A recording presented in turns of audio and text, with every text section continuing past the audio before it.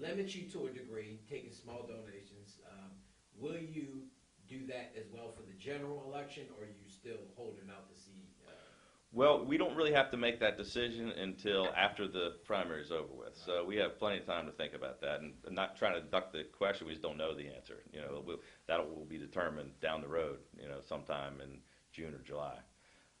But the reason why we decided to go that route is that the concept of this Fair Campaign Finance Act, and it's not tax dollars, by the way. People are very confused about that. These are donations that people made, and it grew in interest because nobody's used it for a while. The intent is to level the playing field. We haven't had a real competitive two-party system here in Maryland. Usually the incumbents raise millions of dollars of special interest money, and they're very hard to defeat. This helps boost grassroots campaigns like ours. You know, so we've got the largest campaign in the state, 80,000 people involved, but we don't have all the millions of dollars of special interest money and don't want it. So this helps us maximize the use of those small donations. We just did our first direct mail piece out to try to raise some money just yesterday. Wasn't yesterday, it was Friday actually. We got two things in the mail. Somebody sent $2, somebody sent $4. And it was obviously an older woman who said, you know, thank you for trying to help save the state. I'm on a fixed income, but I really want to help. She had $2 in there. Now, that's the kind $2 cash. Yeah, that's the kind of person we want investing in our campaign. Real people that want to see real change. And the public financing, the Campaign Fair Finance Act enables us to help maximize those individuals and gives them more of a voice and helps us compete.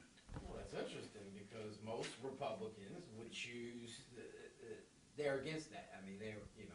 A lot nationally. Supreme Court decision and, you know, Citizens United. So if that's the case, under this, your administration, would you then support expanding public campaign financing to beyond just the gubernatorial into all the state races? I think it's worth giving serious consideration to it because I think whenever you can make elections more fair and get more people the right to participate in the process, it's a healthy thing.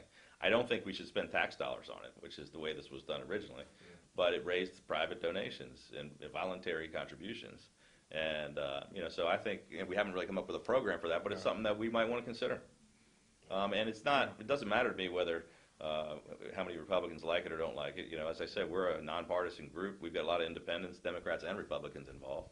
And we're trying to represent real people who are fed up with politics in Annapolis and not the moneyed lobbyists and powerful special interest groups. I mean, they've already got their candidates. They want to protect the incumbents. Absolutely. All right, well, wrapping up, give those who are watching or paying attention, give them the vision for the Hogan Rutherford campaign and the administration for the next 4 to 8 years. Well, our campaign is all about trying to bring about real change and reform to Annapolis. We believe that the state is way off track and headed in the wrong direction, and that our very economic future is at stake. The vision for our administration is to basically take what's been happening over the past 8 years and change direction entirely. I mean, we're going to go in there with a different attitude of looking out for the little guy, looking out for the average taxpayer that's been just suffering over the past 8 years, looking out for the small business guy. Our focus entirely is going to be on turning Maryland's economy around, on creating more jobs, welcoming more job creators into the state, and running the state government more effectively and more efficiently.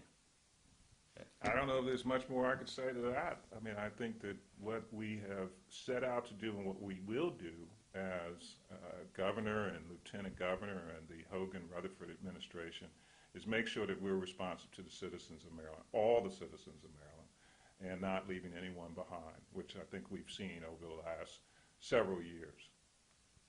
Larry Hogan, Boyd Rutherford, thank you so much for joining DMVDaily. Thank you very much. Thank you. Appreciate the opportunity. All the best in the campaign. Thank you. Next Pleasure time- meeting you. Next time we sit down to do this, you'll be running in the general election. Well, that won't be too long from now, you know. Absolutely. And then following that, it'll be you'll be going into get sworn in January. Well, we'd love to have That would you. be So we nice. want the exclusive now. You got it. Before Baltimore Sun and all them other people. Who? Oh, yeah.